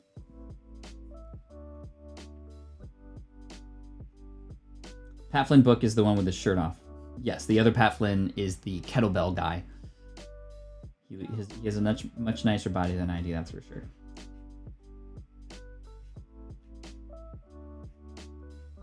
Cool. Repost question. I heard Sean Cannell talking about video podcasts. What are they, and are they delivered? How are they delivered? Would the income stream qualify as one? It's a little bit gray in terms of what is actually defined as a video podcast. Historically, a video podcast is, in fact, it was a thing. There was actually a video podcast category on Apple. You could choose audio podcasts and video podcasts. And in that sense, it was actually a real podcast, in which case you'd have to host your videos elsewhere. You would then have an RSS feed for your videos, and people would subscribe through Apple to get access to that RSS feed, in which case you would publish a new video and it would download to their device. Now, I had at one point the #1 video podcast in the world on Apple Podcasts, video podcast. It was called SPI TV, launched in 2014. And even though I had the #1 video podcast, the download numbers were nothing. It was just a fraction of a fraction compared to what the audio podcast was getting. And then eventually they were like, okay, nobody's watching these things, let's get rid of them. And when you think about it, it's like you don't subscribe to a podcast to watch. You subscribe to listen, because you're on your car and you don't want to download a 400 megabyte video file to watch on the go. You can download videos on YouTube now and watch them later if you wanted to. But video podcasts now have taken a different role, and they are essentially podcasts that are recorded, that have video on, and are published on YouTube. YouTube is now where these video podcasts are living, and what makes them a podcast isn't what made them a podcast before the RSS feed. Now it's just the podcast is recorded and published on YouTube. That's really what it is. So potentially this could qualify as a podcast, I guess you could call it, but it's to me a live streaming show. But yeah, those were the days. Question, thank you, that was helpful. #1 call to action for avid podcast listeners: push to review or push to share, engage on social? I think honestly, the #1. So #1, here's my philosophy. In every episode, ask for a subscription, right? Ask for a subscription in every episode. That's just by default, and people who are already subscribed, they're just used to hearing that anyway, it's okay. And then I would have one additional call to action. In some cases, yeah, let's share it. Here's a website to go share it. Social media marketing podcast .com/love. That's what Michael on that podcast uses to have people easily share it, because it has a form that people can just click a button and then it shares and all that stuff, right? Also, hit that like button if you haven't already. #2, in terms of call to action, maybe it is to leave a review, and you can leave that on another episode.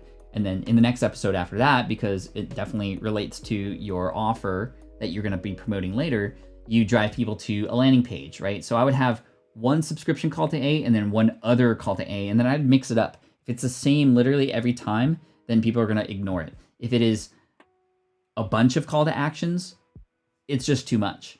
Remember, people are most likely listening on the go. So the subscription, because they can just do that right there. And the one thing you want them to do after is what I would recommend. When you first started out, you did a lot and you did many things on your own. If starting today, outsourcing things, which ones would you hand off to others? This is a great question. In terms of the first things I would hand off, I would, depending on what it is I choose to do, if I was just starting over, I would go, okay, what's taking me the most time and what might I be able to hand off to somebody else that would still allow me to do what I need to do, and I can do more of that, right? So really it's just a matter of doing an audit of the things that I want to happen or the things that I am doing to kind of get out there and make things successful, whatever it is, right? If it's a podcast, likely I would have people edit my podcast much sooner because I got 5 hours a week back from doing that, right? Editing my videos, same thing. So a lot of those kinds of tasks I would outsource for sure, and that's kind of where I would start. Question, boss, what's your favorite podcast? Right now, my favorite podcast is Tesla Daily with Rob Maurer. Special guest coming on the podcast first of the year next year. He's had some amazing stories. In fact, he has a video podcast, started as an audio podcast, took the audio, put it onto YouTube, and now he has over 110,000 subscribers on YouTube, and he's never shown his face. I mean, he's shown his face on some videos, but in his podcasts, it's just B-roll. And that's enough to keep people watching all the way through. And he has both audio and video, and I wanted to talk to him about that. So he's coming on the show beginning of the year. Rob Maurer from Tesla Daily, and I'm interested in that podcast because I'm a Tesla investor. Yay for us this week. We're doing well. In fact, let me just check because now I'm curious. Whoa, hold on. I got a message from somebody.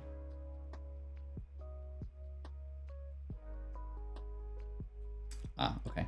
Where was I going here? Oh, I'm just checking my stocks really quick. Now that we're talking about it, I'm just curious, see where we're at with Tesla today. Tesla had just announced that it was in the S&P 500, and every day Rob comes out with a podcast to talk about these things. He dives into it. Wow. Okay, we're doing good. We're doing good. We're doing good. Tesla's up 10% today, and it is most of my portfolio. So stoked on that. All right, feeling really good. We're about halfway through, everybody. Keep up the great work, and that is a great, great podcast. Dustin says, Pat, I have a course kicking off on December 1st, day after Cyber Monday. Advice for sticking out and navigating the Turkey Day, Black Friday, Cyber Monday madness. Number one, I would let people know ahead of time that you have something coming out. That way they're just aware of it. But let's say you might even offer messaging like, you know what, I know it's going to be very noisy, so I'm not going to actually promote it during Cyber Monday or Black Friday. You'll hear about me on the opposite end of it. And that way you can just start letting people know that something is coming and that they'll expect something after all the noise dies down on December 1st. Number two, I think that your subject line for your emails are going to be massively important. What's going to make it stand out amongst the sea of emails that they're likely getting? And probably there's people who are on the same lines as you, thinking they don't want to compete with Black Friday, Cyber Monday. Black Friday, Cyber Monday. I was going to say Black Monday, Cyber Friday. And so again, the messaging, the positioning, very important. So that's what I would recommend for sure. Like, whatever channels you have, let's make sure people notice them. Maybe on your social media streams, having some really good images and things that can make sure that people do see them across all the other noise that they might be having, right? Where are the kids cheering? They're right there. What are you talking about?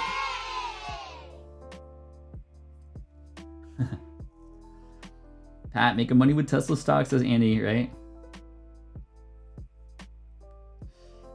Let's see. Somebody, I think Bill. Bill's like, what are all your stocks? Says Bill.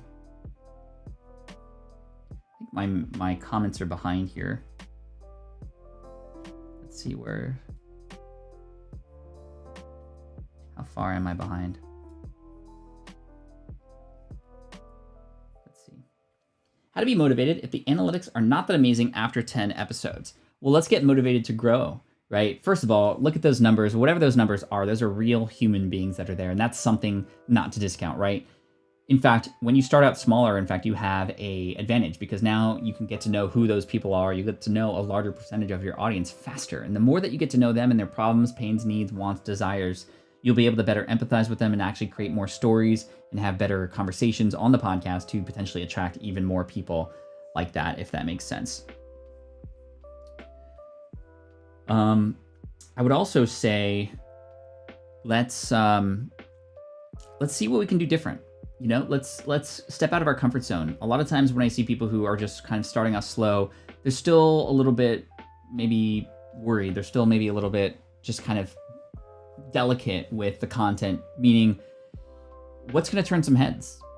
You know, how can we step out of that comfort zone and create something that is going to maybe make you a little bit nervous? And I think that's where we start to engage in more conversation and have more reason to now share your show, to have people link to it, to find it, etc. Right? And mind you, it's a long-term game. The fact that you're getting started now puts you light years ahead of those who are going to be starting next year, right? Truly. And get to know your audience better, and that's where I would start. Excuse me. I think Bill had asked what my stocks were. Let me go through my portfolio with you. I've been moving some things around, but I can say I'm definitely heavily invested in the EV space right now. But we got, let's see, let's go by size of what's taken up most of my portfolio. Let's see here.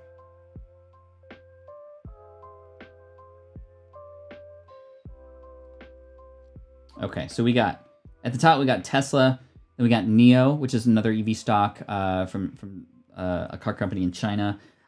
Triple D. So DDD is a 3D printing service, 3D System Corp, and they print 3D parts for a lot of companies. And that stock, since getting it, has gone up 52%, which is pretty great. I'm also invested in Etsy, Square. Those took off because of the pandemic. I was invested in those right beforehand. And then also Delta Airlines. And Delta is one of the airlines that I think is going to, come out of this pandemic pretty well. And they seem to have their books in order despite having gone through the pandemic. And, that's more of a long-term play too. Pokadeek, what's up? Great to see you. Thanks for being here, man. You make me want to open some more packs and stuff. Super stoked. I'm getting heavily involved in the Pokemon community here. Definitely check out Pokadeek. And we got PokeRev. We got Yizzy. We got, man, there's so many great people here in the space. So it's just cool. Like diving into another community, I'm just noticing that there's so many cool groups and communities out there that all support each other. And that's the really cool thing. And here's Pokadeek coming in to say hello today, which is pretty dope. Thank you. Fast Track says, what's the number on your left-hand side about? Boom. That's keeping track of how many questions we have, because we're going 100 questions deep today, and we are exactly halfway through, everybody. High five. Welcome in, everybody. Thanks for being here. Let's keep going. Question from Dawn. Pat, is there a subject that you would like us to ask questioning? Seems a little lost. No. Literally, this is just random. Whatever you need help with, whatever you're curious about, Dawn, this is not lost. This is just a fun conversation we're having, right? So I don't feel lost. I don't think that this necessarily has to be a particular topic. It could be whatever you want to know about, Dawn. I'm here for you, right? It's supposed to be random. That's what I love about it. Miss Boyd says, Pat, thank you very much for answering my question. Much appreciated. I just needed to tell you this. You are awesome because you share so much valuable information. This is good for me and inspiring. Great. That's why I'm here. I'm here to help and make sure that you're all good. You're all good. Appreciate you for that. Let's see. Manos. Question. I have a problem with motivation. I want to work on my book and on my business, but the MBA and me have me feeling I have many things to do, not feeling like doing them gets in my way. Any advice?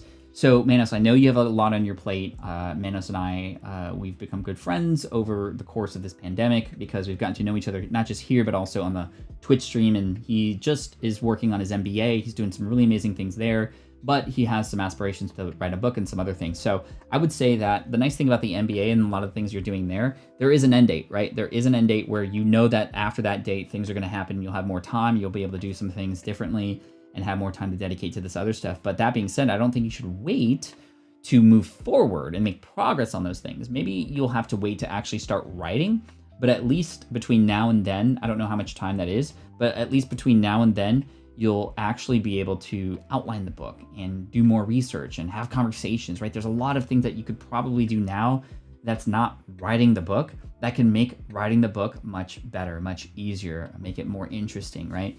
So from conversations to people about the book to conversations on topics from within the book, I think that's where we could put our focus in now. And then by the end of your MBA and when you can start to have more time, you'll have this energy and it's just like this beast waiting to unlock to write and to get these things going, because you'll have thought about it for so long and you'll have done this research, right? If that makes sense. Wow, what just happened? Flood of comments all at once. I think, Romer, that the comment section is sort of like backed up, meaning it takes time, and then all the comments come in that were put in, and then it takes time. It doesn't seem to be coming in all at the right time, or all in real time, if that makes sense. Mahal says, question, number one thing that keeps you motivated. Mine is to be at least 5% as productive as you. For me, it's there's a number of things that keep me motivated. You all keep me motivated. You're the reason why I show up here every morning for 245 days straight. You're the reason why I love to do these things, and I wake up with just so much energy to serve and provide value. And I know it always comes back in one way, shape, or form. And whether it's now or later, it always comes back, and I just want to continue to pay it forward. Number two, my kids, the two little ones who are in the house, they keep me motivated because I want to be a good example for them. And then number three, I'm always trying to outdo myself. I always try to get 1% better every single day in some regard, right? And it's easy to play that comparison game with other people, but the problem is we're often comparing our everything to their highlight reel. And I think it's really important that we compare ourselves to ourselves yesterday, ourselves to ourselves last week, ourselves to ourselves last year. And that motivates me because I don't want to go down. I don't want to trend downward. I want to trend upward. And that 1% every day can exponentially grow into massive gains down the road. Bill says, fish, hobbies other than camera, or other than hobbies other than camera. So I have a lot of other fun things I like to do. Number one, I'm definitely just recently definitely big into Pokemon cards and things. Just reliving that childhood nostalgia has kicked in, and I think it's kicked in for a lot of people too. Number two, I do like to go fishing. I used to fish every single weekend with my dad. Back in middle school, we used to go to our local lake, and I'd go trout fishing. I would even enter tournaments to go fishing. I'm very competitive. Then when I got into high school, I started doing more deep sea fishing and whatnot, which has been really fun. And I had once gone on a 3-day trip to Mexico on a boat, slept on the boat, and that is where I caught my biggest fish, which was a 45-pound albacore tuna. And unfortunately, I hooked it on some really light gear, so it literally was a 2.5-hour fight, but we brought it in, and it was awesome. It was a lot of fun, and man, I miss those days. Now I'm into fly fishing whenever I can go. I fly fished recently last year with Michael Hyatt over in the Snake River in Idaho, and that was amazing. And those are kind of a lot of the fun things I like to do. I also love to watch movies. I like Back to the Future. Many of you know that. Cool. Question, is there a platform that you really enjoy creating content for? Honestly, I love creating podcast content. Having deep conversations with people is really, really fun. And I love improving my interview skills and just kind of discovering things, right? You never know what a person's going to say when you ask them a question. And you never know what they're going to say when you go deeper, right? They might not even know where they're going. And that to me is just so exciting. In addition to that, I just love the creativity of video. And many of you might know this, but I've been really enjoying Reels and like TikTok style type videos, but mostly on the Instagram platform for my audience. And creating little skits about specific things that happen in the entrepreneurial space has been really successful. It's grown my Instagram massively lately, and it's also been a lot of fun to reach new people using those mediums for sure. Question from Will, are you partial to Stormtrooper or Boba Fett helmet or Iron Man? So we got the Iron Man helmet here. This is the Mandalorian helmet, actually. It's similar to the Boba Fett helmet, but the Boba Fett helmet has a radar that comes out. It's more camo style, sort of maroon and green, and it has some symbols on it as well. This is from the Mandalorian series, a nice sort of single color versus Boba Fett's. And Boba Fett's helmet's nice too, but and then the Stormtrooper. I'm more of a Mandalorian person. More of a Mandalorian fan than a Stormtrooper because I don't want to miss, right? I don't want to miss. Question, Pat, what is the best Thanksgiving side dish? Ooh, this is easy. Mushroom and green bean casserole. So good. My dad makes a great one, and he taught me how to make it. We're going to be making it this year for sure. So green bean casserole, baby, that's what it's all about. That's what it's all about. Anything Cameron says, what's your favorite jelly bean flavor? You know, this is going to sound weird. I might lose some followers for this, but I do like the popcorn flavor jelly bean. I do like the popcorn flavor jelly bean. I don't know. I just like that flavor with the texture for some reason. Call me weird, but I do. I really do. Question from GTO. What was favorite dish that you made from the garden? So we made, there was a few things that we made from the garden, but honestly, the best thing was for 5 days straight, we harvested tomatoes. So we have a couple kinds of tomatoes growing. We have grape tomatoes and Roma tomatoes, and we made some bruschetta. And I bought these super thin, crisp, sort of like bread, cracker type things. And so some diced tomato with some basil from the garden as well, and some garlic and a little olive oil on a cracker was just 5 days straight of like lunch for me and April. The kids not really fans of raw tomato like that, but it was so good. It was so good. Dustin says, you got me super hooked on Leonhardt. Nice. Pocky sticks. Pocky sticks are really good, actually. Question, how many years have you been married? So April and I have been married for 11 years, 10 months, 2 days, 4 minutes, and 59 seconds. I'm just kidding. I don't have it that nailed down, but we've been married for 11 years. Our 12-year anniversary is February 21st, and the significance of that date was February 2, 21. 2 to 1. 2 people becoming 1. 2 to 1. That's how I'll never forget. And we were married in 2009. We had Keone in December, and then Kai in 2011. That's our family. So yeah, 12 years, but we've known each other since high school. When I was a freshman in high school, she was a junior. So yeah. Anyway, I'll unpack that story later. I actually did get viewers by saying that I did. The algorithm. Popcorn flavored jelly beans. Bam, another 10 viewers. Question, do you have a full Stormtrooper suit or just the helmet? I have just the helmet, but I do have a full Darth Vader suit and helmet, but it's more of a toy costume type helmet where there's like electronics in it and you can change your voice and stuff, but it doesn't look as legit, right? Mano says, will you be streaming today? Yes, I'll be streaming over on Twitch at around 2:30, actually about 3 o'clock p.m. Pacific at twitch.tv/hotcoalsonly. We had a really fun stream on Monday. We did start a little bit later because the kids had to do some laundry, but we actually did a box opening of a brand new set of Pokemon cards. There's a new set that just came out called Vivid Voltage, and we did a lot of what like PokeDeek and a lot of these other people do, PokeRev on YouTube, where you like open the packs live, and we did that and the kids got involved and we had some amazing pulls. In fact, the best box opening that I've seen of Vivid Voltage, we pulled the money card, the Fat Pikachu card, and that card alone is worth $350. So I got my money back already for the booster boxes that I ordered, and that was super fun. All right, let's keep going here. Like the Spice Girls song.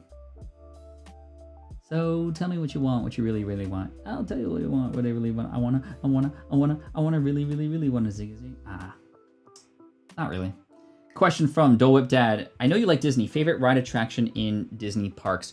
So I gotta say the brand new Star Wars ride, not the Smuggler's Run, but the other one that just came out.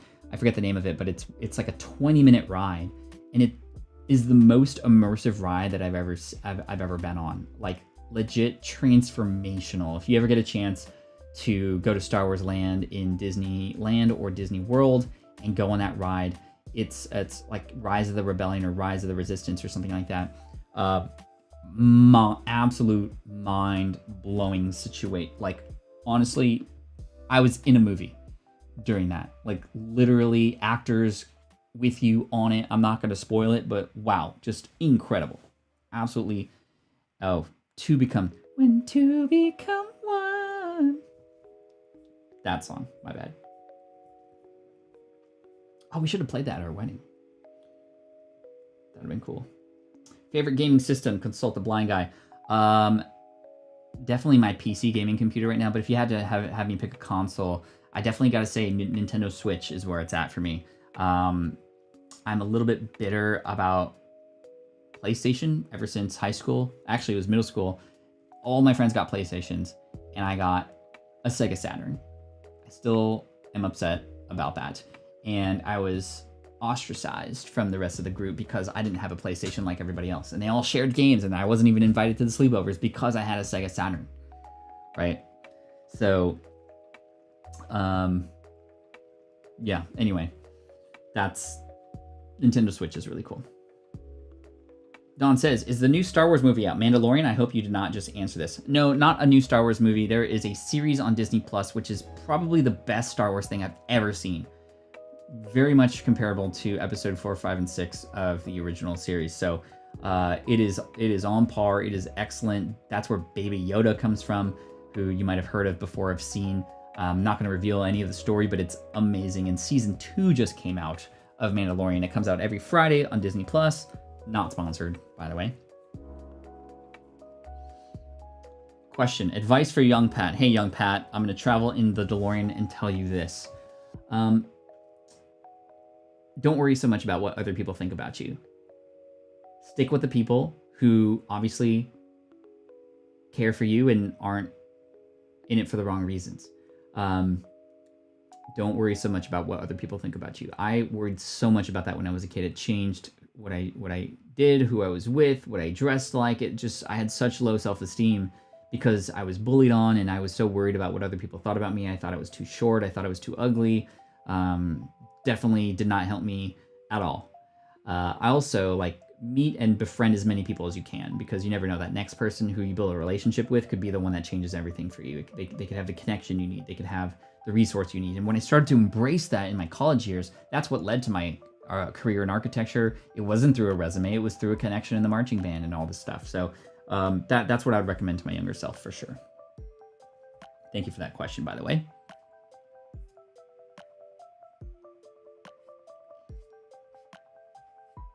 All right. Zerko, what is your most favorite YouTube video you've created and uploaded to YouTube, and why?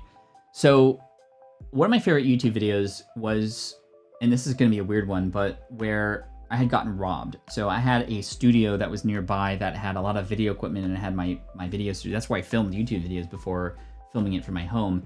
And it was broken into on Martin Luther King Jr. Day, February of 2018. And thousands of dollars of video equipment was stolen, and I caught the guy on camera.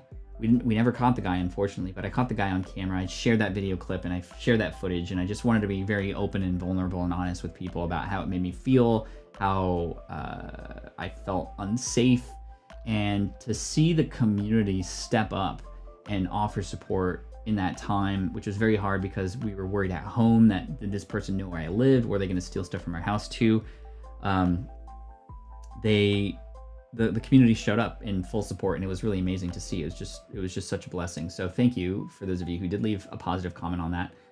And that was my favorite video, because it was a moment where it just made me realize that, hey, no matter how bad things are, the connection we have is just going to remain. And I know things will never be as bad as I think they will be, because I have you and you have me and we have each other, right? So that was really key for sure. All right.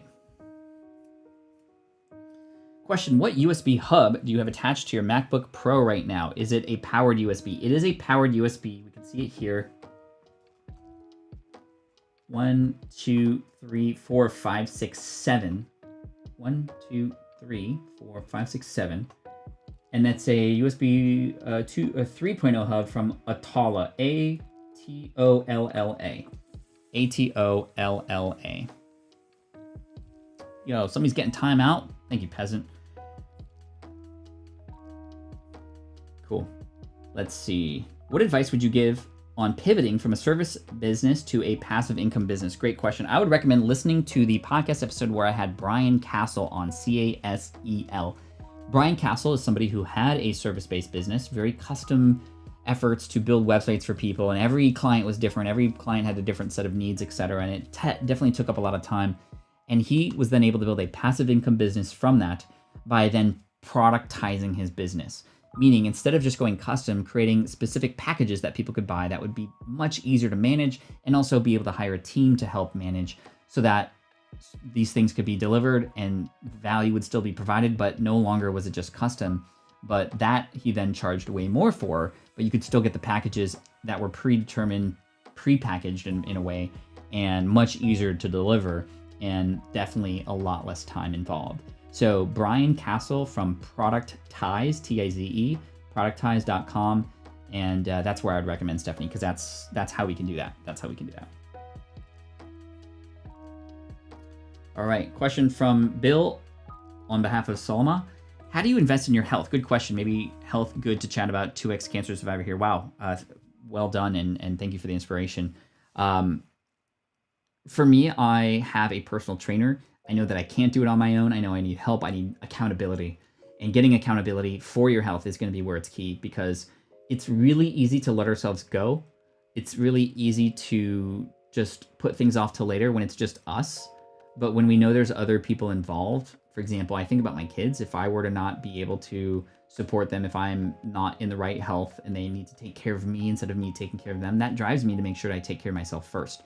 It's putting that oxygen mask on myself first before you put it on to others, because if you can't serve anybody else, how are you going to help people, right? So that's what motivates me. And then I have accountability, not just thinking about who am I responsible for and who might need me, but also I have a trainer, Jeff, and he is somebody who lives in Cincinnati, Ohio, and he is somebody who is calling me at a very specific time on Monday, Wednesday, Friday, and I better be in the garage ready to show up. And knowing that he's going to be there and calling me is something that drives me for sure too.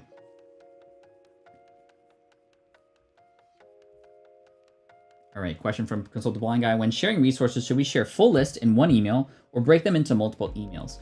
So I think that you can do both.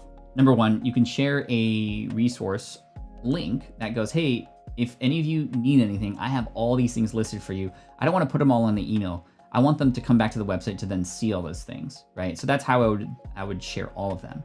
But if I'm going to share just one, I want it to be very specific subject line, content in the email, very specific tool mentioned for a very specific problem or need, right? So that, like, you could do both, and having those in an automated sequence actually can work out, especially when you know a little bit more about who your audience is, for example.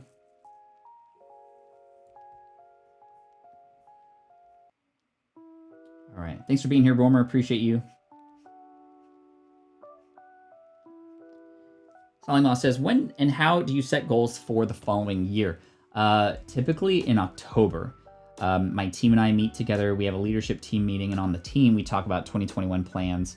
And in fact, we're already planning 2021 even before that, on a much larger perspective, on a bird's eye perspective. But we start getting into the nitty gritty. What are our months and weeks going to look like for 2021? We start talking about that mid-October, once Q4 rolls around, is essentially the situation.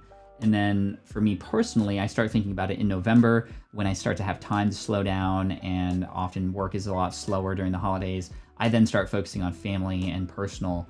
And honestly, even just throughout the year, April and I are always chatting together when the kids are down. We oftentimes just randomly get into conversations about, trips that we want to take next year. And that's something we love to do. We love to continue to dream together. I think a family that dreams together. I thought there was going to be something more clever there, but there wasn't.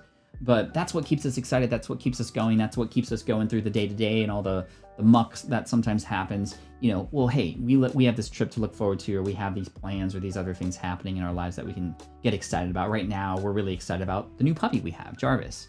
And that's kind of taking all of our time and attention right now. But that's something that we are looking forward to all year. So again, it's something that we can look forward to. Thank you for these questions, by the way. Product Timothy. That's a dope name, by the way. To get to 10K subs, probably 2 years, to be honest. And then it's interesting. It took me 9 years to get to 100,000. It took me 1 additional year to get to 200,000, and it's seemingly going to get to another year to get to 300,000. I just haven't been as dedicated creating specific pre-recorded videos. I've been more about the live streaming, connecting with the audience here. And I'm not here to grow huge, although next year I do have some goals related to YouTube. But honestly, what's the point if I'm not connecting with an audience? And I'm really enjoying helping y'all during the pandemic now, during the income stream here. So yeah. Let's see. Question from Animation Girl Vlog. In your opinion, what is the best social media platform for marketing one's business, such as membership website, products, or services?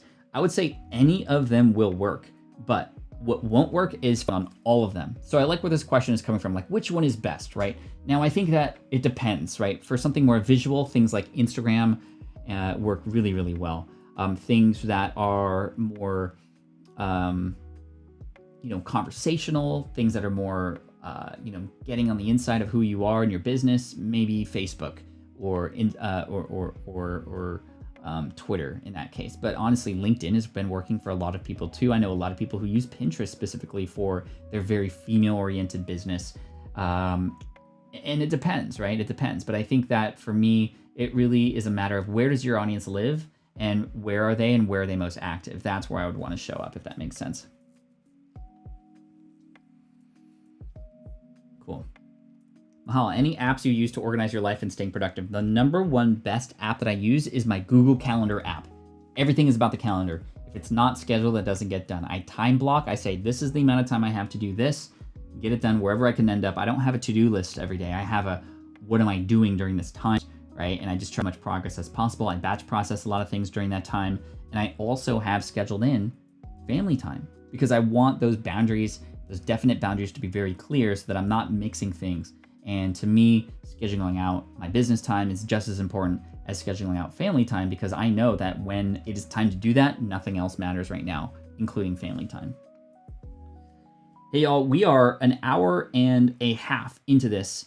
We are about 25 questions remaining, 26 questions remaining as we can see. If you haven't yet done so, hook me up to it with a thumbs up. Let's see if we can get to 100 thumbs up before we get to question 80. I think we can do it, but we'll see what happens.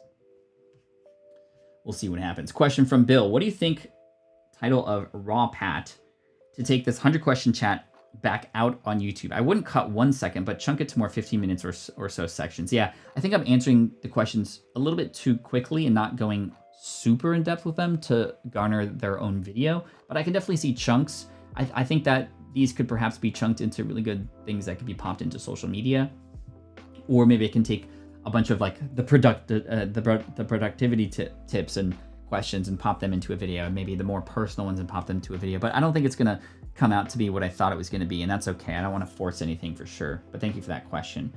Have you made special plans for the holidays since this year may change our regular holiday experience? Special plans, I mean, we had plans. We were in fact supposed to be boarding a plane tonight to go to London to meet Chris Ducker and bring Thanksgiving over to the UK for him. We were literally gonna bring like food and other things that we're allowed to bring. I don't think we could bring a turkey, but we could probably find turkeys over there. But we were gonna bring Thanksgiving over to them, and we're not able to do that anymore. Traditionally, what we do is we go to our parents' place and we have dinner either at my in-laws' place or my parents' place with the family, but we're not gonna be doing that this year either. So definitely Skype calls with the family, but just we're gonna have it be at home and be a little bit more toned down. All right. Google Calendar runs my life. Hate the new icons though. I agree, Bobby Ann. I agree for sure. All right, let's try to look for some more questions, and definitely great questions, everybody. Thank you today. Bill says, do you roast the bird? And if you breast up or breast down, check out Topsy Turkey. It works. Thank you. We do roast the bird, and usually it's up. But I'm going to look that up. Thank you. I don't know if I'm just hungry, but that green bean and mushroom casserole just made me salivate. LOL. Sorry about that. Cool. How can we motivate ourselves to start a podcast, says Hussein. I think, and please stop spamming if you can, but I would put a deadline on it, number one. Number two, I would invest in some either equipment and or a hosting platform so that you have skin in the game. And then you've got most of the pieces you need. You got the equipment you need. You got, I think, the motivation through a deadline. A deadline definitely moves people. And then I would hold yourself accountable. I would even have other people hold you accountable too. I would start letting people know that you have a podcast that's going to be coming out, and then you're going to be motivated because you're going to be having other people sort of look forward to it. I would also, what I would do is spend some time writing out maybe the first 15 to 20 topics that you could podcast about, no matter who's a guest on the show or what, just like what things could you potentially talk about so that you can start to future pace and think about your podcast and even consider what actually is going to end up on that, so that by the time you get there, you're like, okay, let's go. And it also is a great validation tool, because if you're not do that, then okay, maybe you're not yet honed in on the right topic, because what happens when you start recording and get to episode 5 and you have no more ideas, right? So let's do it that way, if that makes sense. Imagine Motion, what time do you feel should be spent on producing content versus consuming? I feel like I'm consuming more lately than producing. What do you recommend putting the blinders and producing? So this is a great question. This ties to many of the people here have heard me talk about something called the just-in-time learning method. And that means only allowing yourself to learn about the things that you need to know and you're working on right now. So I only allow myself to learn about the things that I know I need some help on for my next step.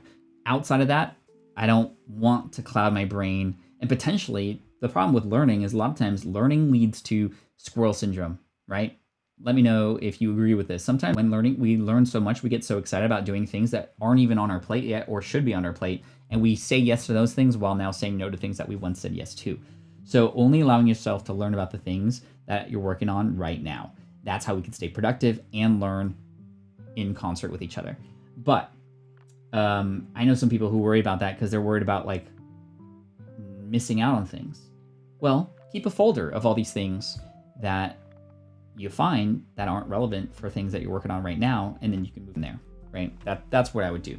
So the biggest thing is we don't want to just lollygag and never learn, right? But learning about the things that are things that you should be focused on is where it's at, in my opinion.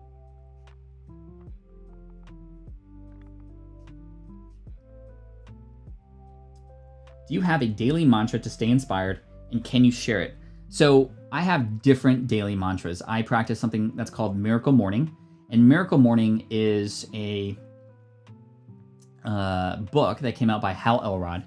And in this book, he talks about a number of different things you can do in the morning. One of them being affirmations. Affirmations are things you tell yourself to represent how you want to live or what you want to happen. And every day it's different.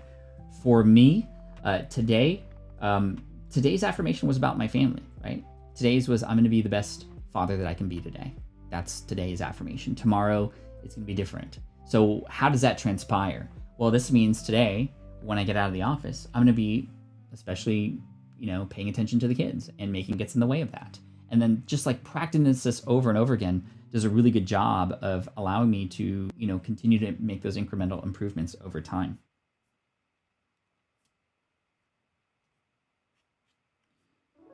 Cool. Secret word, baby. Came in. For memberships, how much content should be offered for free in order to bring in members? I think, honestly, I don't think it's a specific number. Like, oh, I'm going to come out with 20 pieces of content and then all the rest are going to be in there. I think content should just be continually created to build a relationship, to build trust, to show proof that you know what you're talking about. And then the community becomes an upgrade for people who want to go deeper, who want to connect with each other, to have a safe place to kind of, come in and get support or get accountability or get additional content that's not mentioned anywhere else.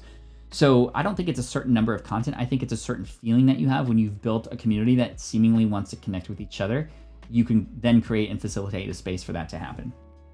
Question from Lawrence. Can you share your SEO strategy tips? How do you look at search analysis in Google? So probably the best strategy that I use is not very scientific. It's if I'm going to tackle a certain topic, I want to find out what's ranking number one for that, whether on YouTube or on Google. And I just want to create something that's better. That's it. Right? And of course, I still have those foundational things like making sure to have keywords in the title, keywords in the description, etc. But beyond that, literally, it's like, let's just create something that's more valuable. And that's my approach, right? So how can I hook people in better than that article did or that video did? How can I keep people watching longer than how those people who are ranking right now are doing it? And over time, it doesn't happen right away often, but over time, it starts to rise up, right? So that's the approach that I take. Question, what was some of your favorite music when you were in high school and then in college? Any groups or songs stand out? So for me, Blink-182, I was a huge Blink-182 fan from my high school times. And then, that kind of genre, Green Day, those kinds of things. Green Day really took hold in college for sure. And then I really got into an 80s kick because a lot of the music we played in marching band were from the 80s, right? From Led Zeppelin to Michael Jackson, there were just so many, right? Fat Bottom Girls, AC/DC,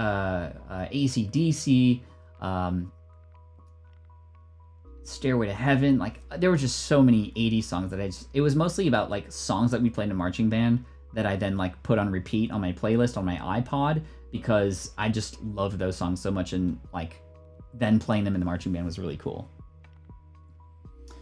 Question, how do you determine urgent needs of an audience? For example, I Googled forums for homeschooling, but all of them were dead, but many are homeschooling and need things. We do in my house. So the best way to understand this is to just find people in that community and literally talk to them. That's going to be the easiest and most impactful way. You're going to also get, in addition, language that they use that's going to be very useful for you to know, as well as questions that they're going to ask beyond the initial question. And then you'll be able to dig a little bit deeper and create a lot better content and products from there.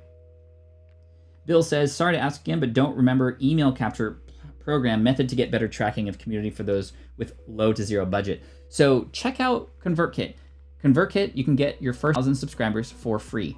smartpassiveincome.com/ConvertKit1, I think, takes you to that specific offer. And that's through my affiliate link. But ConvertKit does have a really nice free, it's not even a trial. You get access to things for up to 1,000 subscribers. Their positioning being, we're going to help you grow your list, and eventually you're going to get to above 1,000, and you're going to be more than happy to pay because now you have this community and group you can serve. Question from Anything Camera. Should I start a podcast? It is something I would enjoy doing, but I also want to do and enjoy doing YouTube, online courses, website, etc. And I'm worried about the time because I have school too. A podcast would work, but it would likely be something based on what I know about you and all the other things you have doing. Unless it's integrated into what you're doing already, it's going to take time away from things that you probably you have to do. And what I mean by that statement there, Noah, is this idea of, well, you could learn how to create a video podcast and teach people how to do that as you are creating it, right? And that can help you get more exposure. In fact, a lot of the video podcasting related content that I've come out with on YouTube is picking up really well and is actually performing really well. Maybe what you can do is experiment with it and create an episode, and don't commit to it. Don't even have it be a real podcast, but just have it be something that comes out on your YouTube channel so you can experiment to see A, what it's like to produce it, and B, how people react to it. Woo! Bill says, notice you did use vidIQ. What is the minimum level you recommend to a small fry like me? I mean, honestly, vidIQ has been really great. TubeBuddy has been really great too. You can see and compare the two. They both essentially do the same thing. But what I really love about them is they help me understand more about what I'm getting into here on YouTube. And if you are serious about your YouTube videos and what do you want to publish, investing in a tool like that can A, put more skin in the game, but B, allow you to get access to these things that are going to help you get results faster. What I would do if I'm going to invest in a tool like that is go, you know what? I'm going to use this for 3 months. That way I know I have a deadline to see if I can get an ROI from this. And it's an investment. It's almost a gamble if you want to call it that.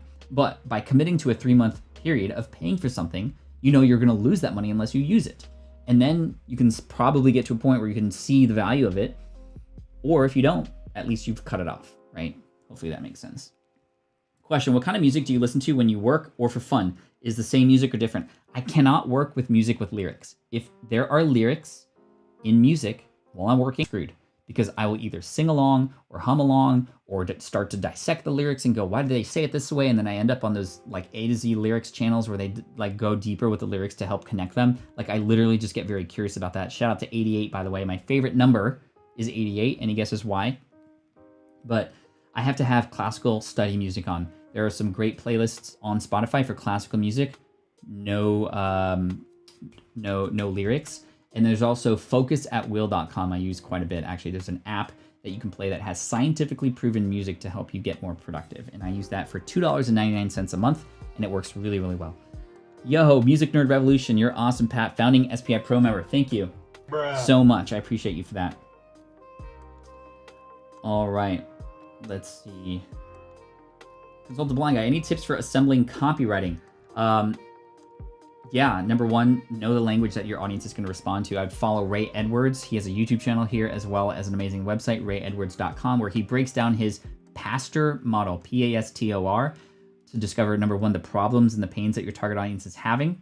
And then A, amplify that to a point where you're like, here's what happens if we don't take care of this now, right? And then you start to share the solution. And get that framework in your mind so that when you write things, when you create things, you're telling these stories, but it's in a framework that can help better display how the solution can actually help solve a person's problem. And of course, understanding more about your audience is really where it's going to be at, right? Yes, Back to the Future, 88 miles per hour, baby. Love how you love marching band. Very cool. I couldn't make music, but always appreciated how hard the band worked. Dude, we always work so hard. Thank you, Dole Whip Dad. Appreciate that. If I could have any job in the world, well, I have the job that I love, absolutely. But like when I'm older, if I'm not doing business anymore online, you know what I would want to do? I would want to march in the marching band at Disneyland. That would be a dream job. That would be so dope. That'd be so dope. All right. Karen says, if I want to do a podcast and video it, will my Rode shotgun mic be okay for podcast quality, or should I record it on a Shure tabletop mic? Definitely the latter. If you're having an audio podcast, you want to go audio first, right? And even on a video, you could have terrible video quality, but if the audio is okay, it's still manageable. But if it's great video quality, but not so great audio quality, people won't watch it, right? So that just shows you how important the audio actually is for your podcast. So I would still have the table mic, and I would use that audio, and the Rode on top of your camera still is useful because then you can match the audio, right? And that's how you take the audio from your video, you match it to the audio from the audio podcast, and then you put them there together like that. Hi Pat, my boyfriend and I are trying to start a podcast. We're having trouble finding the right mics. We jumped the gun and got 3 USB mics, but our computer does not pick them up individually. I got you, Ladul say. I got you. If you're on YouTube, look up 2 mics, 1 computer, Pat Flynn. And you're gonna find a video, if you're on a Mac, that says 2 mics, 1 comp, how to connect more than 1 USB mic, or the Windows version of that, both by me. And that'll teach you how to do it. You'll be able to get it down. Number 92. Are you familiar with ClickUp? It is a management organization tool like Monday.com or Trello, but way more powerful. I haven't used ClickUp. We use Monday.com on Team SPI. I'm not in there very much because it's mostly the team and their responsibilities, their projects all being managed, and there's people in there to help manage that. But, really, hold on, live chat, there we go. I'm not familiar with ClickUp. I'll have to check that out for sure. Pat is like Radio Shack. You've got questions, you've got answers.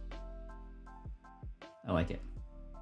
Is making t-shirts on Amazon really as great as passive income as they say it is on YouTube channels? It's not as easy as they make it out to be, that's for sure. I think that if you succeed with it, it can be as great as they're making it out to be, but is it as easy as it is? Probably not. The Amazon game, even us at SwitchPod, having invented our own product, not competing with most other, like, clothing on Amazon is a very difficult game for sure. I think that if you had interesting sayings or you niched down, that's where it could matter. For example, I'm buying as many Back to the Future shirts as I can, right? But if you just had like a clothing line, it's going to be very difficult. You have to have sort of a niche, if you will.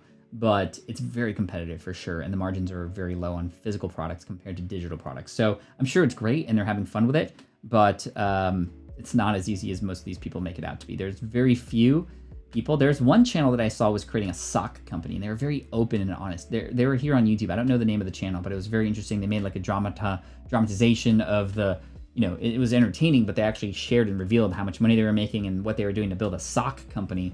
And it wasn't through Amazon, it was through Shopify, but it was really cool. It was really cool.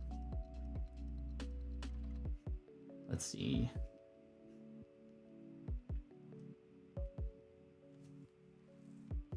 Your first car. So my first car that I ever drove, like got behind the wheel on, was a 1992 Dodge Caravan. It was my mom's car. But the first one that I actually like started practicing on, because that was like an automatic, but actually I started practicing on my dad's Geo Metro. Y'all remember a Geo Metro? Like he literally bought it even without a radio. He bought it because it was the cheapest car you can get and it was brand new. Didn't even have a radio, not even power steering, not even power windows. It was like $4,000 brand new or something like that. Anyway, I learned how to drive stick shift on that because my very first car came in after I got my license, and that was a 1996 Toyota Tacoma. And it was awesome. Absolutely love that thing.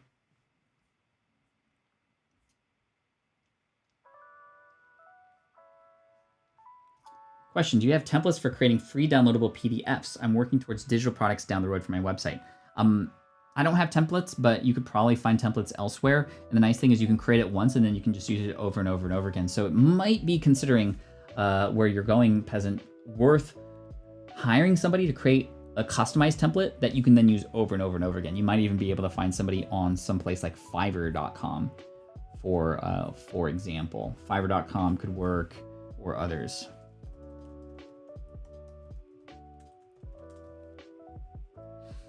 Let's see. Favorite Star Wars quote? Who is that? Somebody asked that. Favorite Star Wars quote? It's when Princess Leia says, "I love you," and Han Solo says, "I know." Hey Pat, how many visitors do I need to have on my website before I do a free ebook giveaway for emails or a $15 book? I don't think it's necessarily a certain number of people you have to have on your website. Well, like, why couldn't you do this now? In fact, having done this now early could bring more people to the website.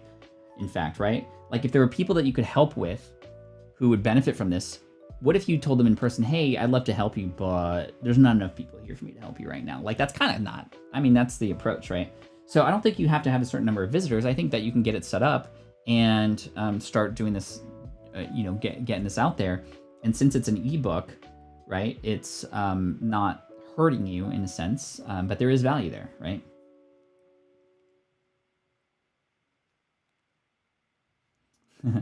I think Pat Flynn needs one of your majorette thingies. The little, like, spinning things. That'll be funny. All right. We got 4 more questions remaining. Amazon as a reviewer. Amazon is a pain in the backside, getting more difficult day by day. Also, no uniform, which is really not right. Yeah, Amazon reviews, as from a reviewer's perspective, can be just annoying sometimes and hard to do. And from a creator's perspective, a book writer's perspective, or a product owner's perspective, it's even harder. Because if there's that much friction, then trying to get a person to leave a review is a lot. So we often have to provide, some sort of incentive. And no, you can't just be like, "Hey, I'll give you a $15 gift card in exchange for a $5 or a 5-star review." You have to, like, reason and hopefully provide a lot of value, or else all the reviews you're going to get are just when people complain. So it's definitely a lot of work for sure. Question: favorite memory from the late 90s, since we're in the later 90s for questions. We are in the later 90s for questions. So favorite memory from the late 90s. So I was a sophomore in 1999, and being a band nerd, I joined a group in the summer because band was over, called the Drum Corps. And it was the first year that this drum corps called Esperanza came out in San Diego, and we borrowed the marching band uniforms from my rival school, which was so annoying, but we used them anyway. It was just kind of weird. And of course, in marching band, you have a lot of school spirit, and you're just sort of brainwashed in that way. Well, anyway, we were very small. We were like 25 people, but we did it, and it was fun because I remember specifically going to these events where we were competing, and we never placed. But I was sitting in the stands because we were the smaller groups who went early, and then at night was like the big show, and the big drum corps like Blue Devils and Santa Clara Vanguard, and their Phantom Regiment, and there was just so many amazing drum corps that were like mind-blowing loud. Like, I've never heard music like that before, and just getting goosebumps and even getting to tears hearing these 18-year-olds to 21-year-olds, because you age out at 21, play this music. It was just fascinating. It was so exciting. We got 3 minutes left, and we got 3 more thumbs ups to get to 1,000.